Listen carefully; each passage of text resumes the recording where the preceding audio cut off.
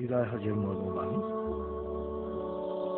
শুক্রবার 9 জিলহজ 10 হিজরি সনে হজের সময় আরাফা ময়দানে দুপুরের পর হযরত মুহাম্মদ সাল্লাল্লাহু আলাইহি সাল্লাম লক্ষাধিক সাহাবার সমাবেশে এই ঐতিহাসিক ভাষণ দেন।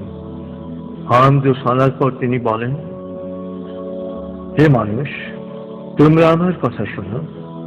এরপর এই স্থানে তোমাদের সাথে আর একত্রিত হতে পারবো কিনা জানি না। হে মানুষ, আল্লাহ বলেন, হে মানব জাতি, তোমাদেরকে আমি এক পুরুষ ও এক নারী থেকে সৃষ্টি করেছি এবং তোমাদেরকে সমাজ ও গোত্রে ভাগ করে দিয়েছি যেন তোমরা পরস্পরের পরিচয় জানতে পারো। অতএব শুনে রাখো, মানুষে মানুষে কোনো ভেদাভেদ নেই। আরবের উপর কোনো অনারবের, অনারবের উপর কোনো আরবের শ্রেষ্ঠত্ব নেই। তেমনি সাদার উপর কালোর বা কালোর উপর সাদার কোনো শ্রেষ্ঠত্ব নেই।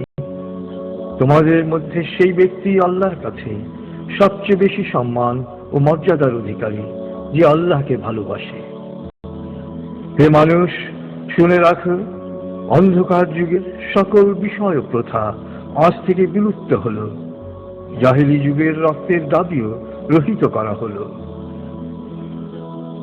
হে মানুষ, শুনে রাখো, অপরাধের দায়িত্ব কেবল অপরাধীর উপরই বর্তায়। পিতা তার পুত্রের জন্যে আর পুত্র তার পিতার অপরাধের জন্যে দায়ী নয়।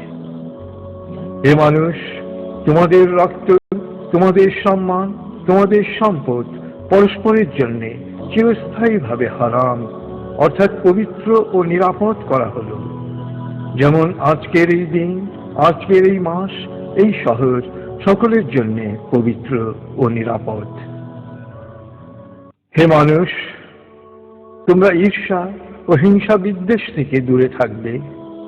ঈর্ষা ও হিংসা মানুষের সকল সদ্গুণকে ধ্বংস করে। হে মানুষ, নারীদের সম্পর্কে আমি তোমাদের সতর্ক করে দিচ্ছি, তাদের সাথে নিষ্ঠুর আচরণ করো না। তাদের উপর যেমন তোমাদের অধিকার রয়েছে তেমনি তোমাদের উপর তাদেরও অধিকার রয়েছে। সুতরাং তাদের কল্যাণের দিকে সবসময় খেয়াল রেখো। হে মানুষ, অধীনস্থদের সম্পর্কে সতর্ক হও। তোমরা নিজেরা যা খাবে তাদেরও তা খাওয়াবে, নিজেরা যা পরবে তাদেরও তা পরাবে। শ্রমিকের শরীরের ঘাম শুকানোর আগে তার মজুরি পরিশোধ করবে। হে মানুষ, বিশ্বাসী সেই ব্যক্তি যার হাত ও মুখ থেকে অন্যের সম্মান, ধন ও প্রাণ নিরাপদ।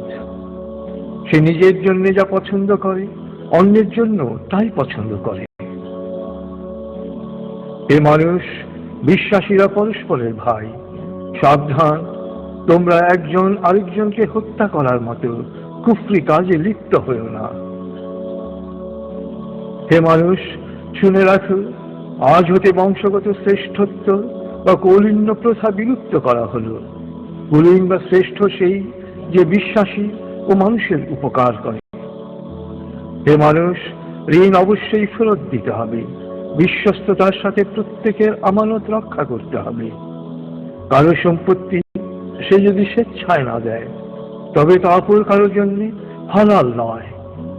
তোমরা কেউ দুর্বলের উপর অবিচার করো না। হে মানুষ, জ্ঞানীর কলমের কালি শহীদের রক্তের চেয়েও মূল্যবান।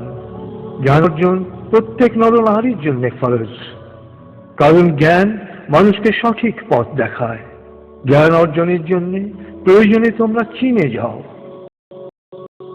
হে মানুষ, তোমরা তোমাদের প্রভুর ইবাদত করবে, নামাজ কায়েম করবে, যাকাত আদায় করবে, রোজা রাখবে, হজ করবে আর সংঘবদ্ধভাবে নেতাকে অনুসরণ করবে।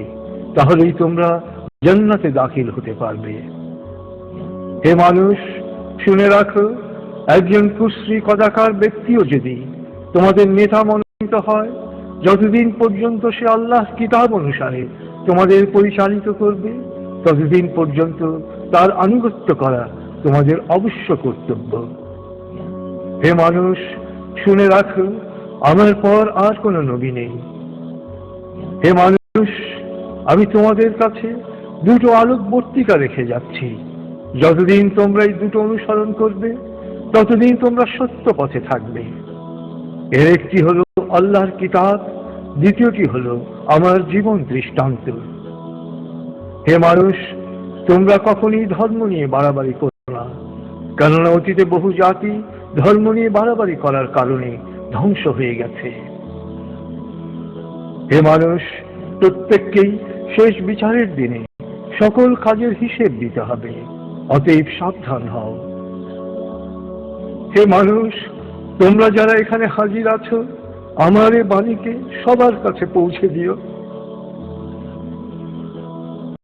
এরপর তিনি জনতার উদ্দেশ্যে জিজ্ঞেস করলেন, হে মানুষ, আমি যে তোমাদের কাছে আল্লাহর বাণী পৌঁছে দিয়েছি? সকলে সমস্বরে জবাব দিল, হ্যাঁ। এরপর নবীজি বললেন, হে আল্লাহ, তুমি সাক্ষী থাকো, আমি আমার সকল দায়িত্ব পালন করেছি।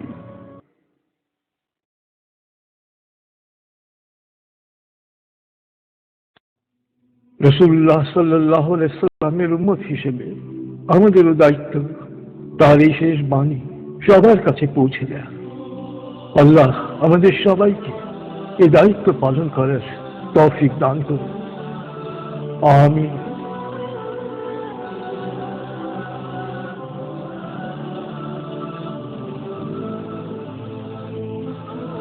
প্রিয় শহীদ, কোরআন এবং রাসূলুল্লাহ সাল্লাল্লাহু আলাইহি ওয়াসাল্লামের বাণীবদ্ধ এই সিডির কোনো কপিরাইট নেই। সিডিটি কিনে বা কপি করে যত খুশি বিতরণ করতে পারেন, শেয়ার করতে পারেন ইন্টারনেটে, ইমেইলে অ্যাটাচ করে পাঠাতে পারেন বন্ধু বান্ধব ও পরিচিতদের কাছে। আন্তরিকতার সাথে যত বেশি সংখ্যায় সম্ভব এটি বিতরণ করুন। নবীজির অনুসারী হিসেবে আপনিও তখন বলতে পারবেন, হে আল্লাহ, আমিও আমার দায়িত্ব পালন করেছি।